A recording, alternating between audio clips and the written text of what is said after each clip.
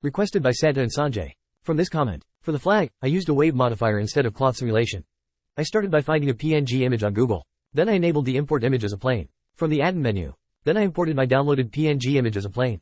Rotated on the y-axis 90 degrees. Then edit mode added some geometry to the plane by subdividing the plane 10 times.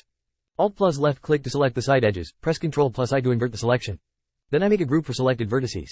In the object mode, add wave modifier. I change the origin point a bit away from the flag, so I can control the waves more easily. I made some changes to modifier property, like width, height, and narrowness. Our flag is almost done. Now I model a simple flagpole. Add a path curve and adjust the rotation and height of the pole. Then I added some geometry to the curve from the object data property. Converted curve into a mesh, and in edit mode, added one loop cut on top of the flagpole. And scaled a little bit. Adjusted some edges and then I added some rocks to the bottom of our flagpole. After tweaking some camera angles and adding material to the flagpole, I added HDRI for the mountains and background. And done, here's the result. Please let me know in the comment section, what should I model next?